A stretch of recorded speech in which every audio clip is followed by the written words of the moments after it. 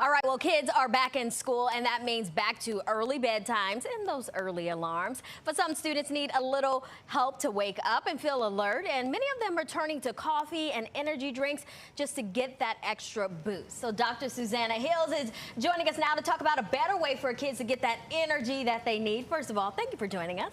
My pleasure to be here. Okay, so let's talk about this study. A recent report in the Wall Street Journal found that last year there was an increased number of kids who got sick because of energy drinks. We've even seen cases where people have died. Why do you think we're seeing this uptick?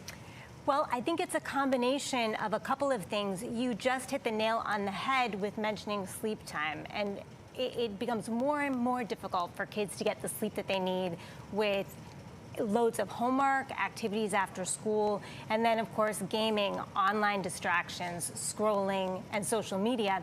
So kids are just getting not enough sleep, less sleep, and then they wake up in the morning after 5 or 6 hours of sleep when they need 8 or 10, and they need that boost to really get going for the school day, which is also a challenge. Let's talk a little bit more about what are some other unhealthy ways that kids are getting the energy or energized, besides those energy drinks. Right, yeah, at the top of my list are caffeine pills. Oh my goodness. A lot of kids are using those, and that is really a concern. Also, just coffee, sugar, candy, and snacks with a lot of sugar.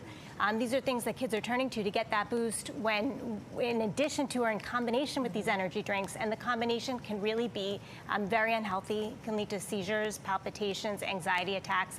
So it's really a big concern. I know nowadays a lot of kids, especially teens, have these grueling schedules where they have a 0 period, maybe a class at 6 a.m., 7 a.m., and then going all the way into the evening with extracurricular activities. Right. Could those schedules be one of the reasons that they're kind of like spreading themselves thin with energy? I think you're absolutely right. Yes, I think kids are spreading themselves thin. I think as we learn more and more and think more and more about mental health and the wellness of young people and their well-being, we really have to look to concerns about anxiety and depression, and we know these excessive amounts of caffeine make anxiety worse, they make depression worse, and then of course the environment with no free time, no time to really focus on themselves and take a break. Yes, it's all an awful lot to handle, and we really have to be careful for our young people's well-being and mental health. I know you mentioned regulating your sleep to kind of give you the energy you need. What are some other ways that students and kids can start getting that energy to help them throughout the day?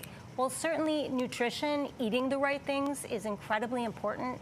So not loading up on sugar that will lead to a crash later, but fruits, vegetables, protein, all of the things that make up a healthy diet, really, really important. And then getting some healthy exercise, even for a half an hour a day, to let off some steam, to relax and reset can also be incredibly helpful. What would you say to a parent who may have noticed that their child is using a lot of energy drinks or caffeine and they want to wean them off of it? Is this something that you should do just all flat out or just kind of over time? Yes, well, anybody who drinks coffee like I do knows that withdrawals. Exactly, it's a thing, right? It's real. So you can get headache withdrawal, and sometimes it does not feel great to go cold turkey, especially if you're drinking like 2 times or 3 times the daily amount that you should be of caffeine.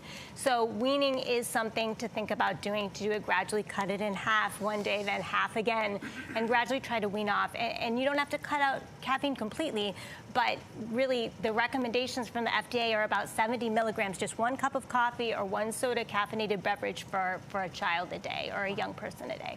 All right. Dr. Hills, thank you so much for joining us. You bet.